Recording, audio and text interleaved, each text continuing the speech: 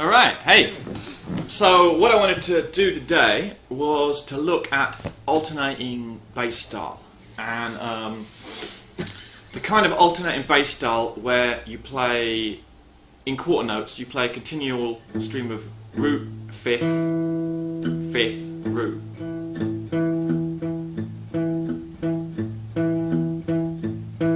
And that can work with open chords or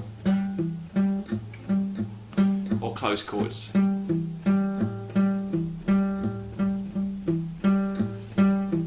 the idea behind this is that then you can keep that bass pattern going while you put in other treble notes.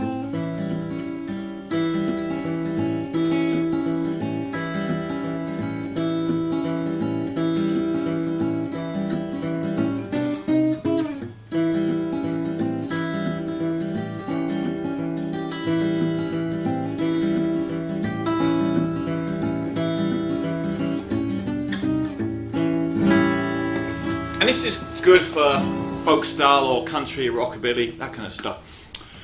So the first thing is you've got to figure out what bass pattern you're going to play for each kind of chord. So you've got a root 5 chord like open A7, that strings 5, 4, 3, 2, 1, and I'm playing open, fret 2, middle finger, open, fret 3 with the ring finger, and finally.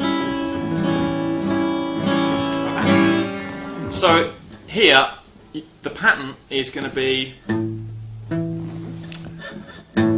A string, D above, E below, D above.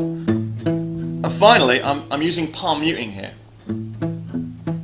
My palm is actually sitting on the bridge, so I get that nice kind of sound, which keeps the bass and the trebles nicely balanced, and it also makes a nice contrast to add to this, because we've got muted notes here and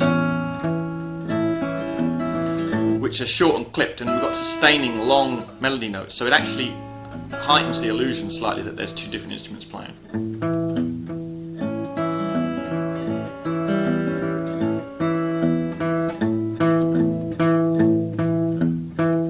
So probably the first thing to do is just do that for a few hours.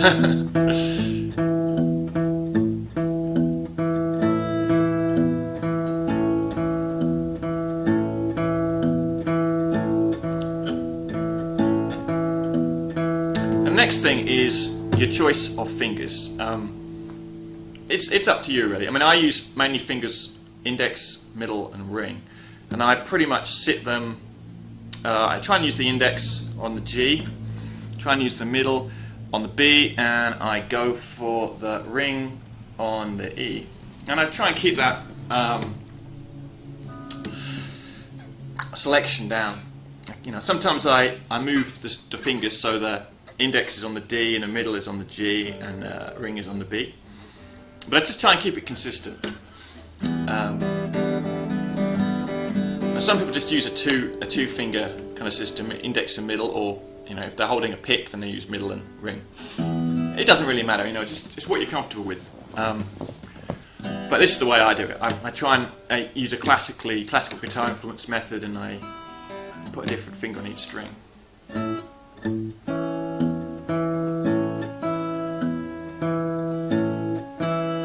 So I try, once you've got this basic pattern down, I try playing two treble notes on the B and the E string to coincide with the first two bass notes. So as you play the open A, you play the B string with your middle finger, and you play the open D, you play the D string, the fifth bass as a bass note. Then you play the open E.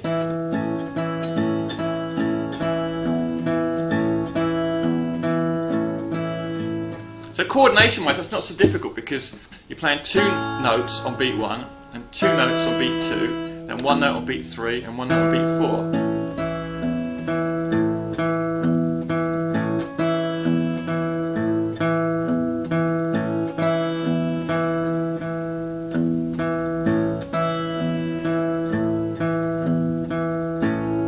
Once you got that down, I go for something like this.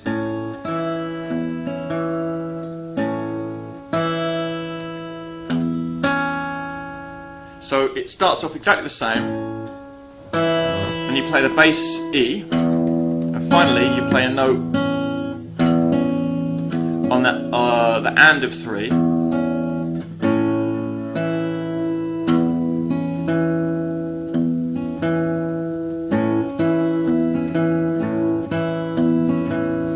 So rather than at the same time, it's one then the other. Now, you just notice that I'm playing with a swing feel here, so there's a kind of long, short rhythm, shuffle feel. So this treble's a short note, it's 1/3 of the beat.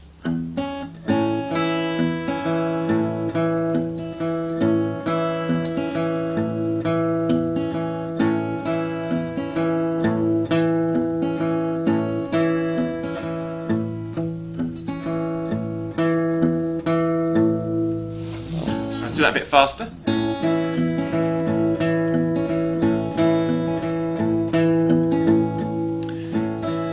Now I don't really like repeating the same pattern over 2 bars. Like this. It's a bit monotonous. For practice purposes it's a good idea. But what I would do in reality when playing is to put a second half.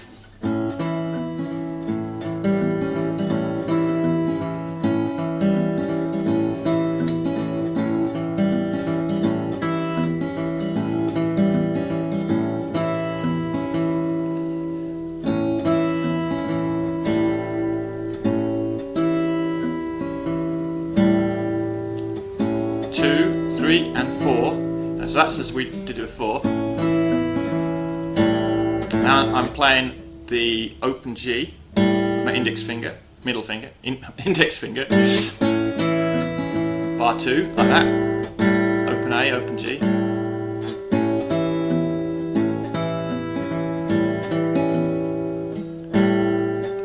Now I'm playing the D string.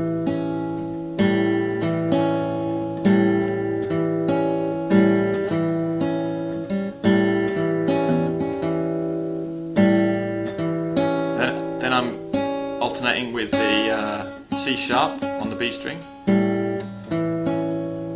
playing the low E,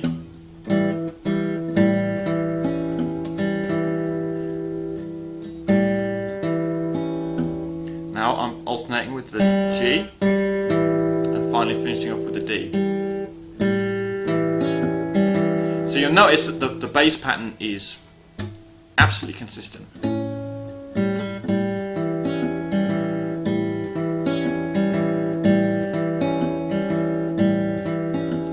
The important thing here is to keep that bass pattern absolutely consistent. Don't worry so much about the trebles.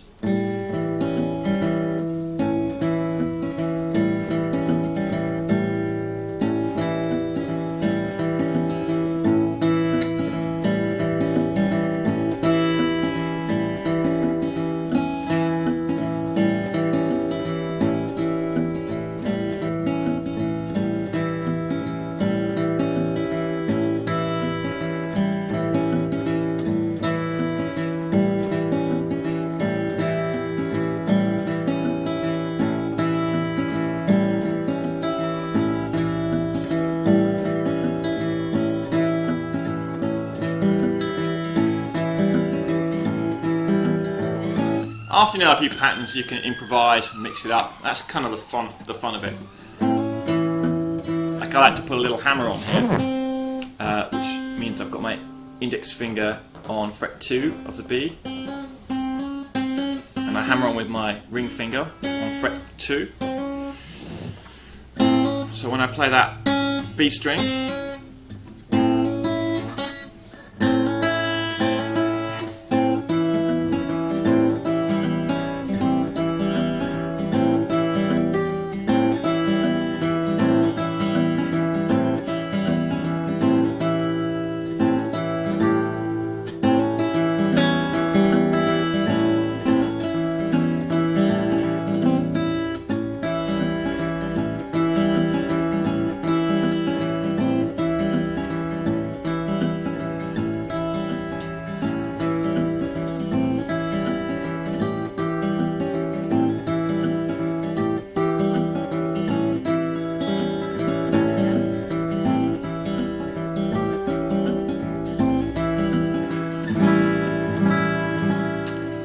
that's the basic idea.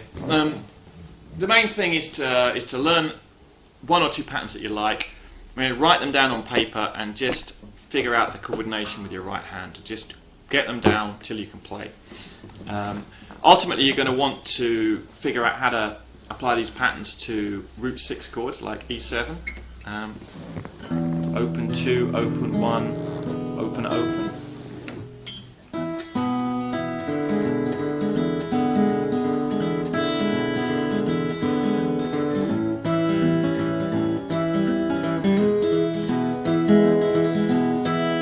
And root 4 chords like D7, open, 2, 1, 2. And this is important because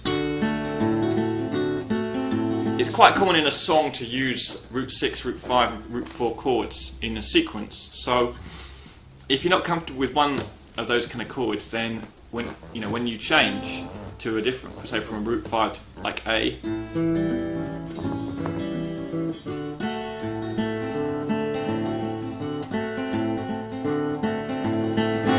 you're not going to flow. So you need to do a bit of pre-planning. And for instance, with the right hand on D7, I only use the index and middle finger because my pick is alternating from D, G, A, G. That's just the bass. That's just the strings, string names. So there's only 2 melody notes.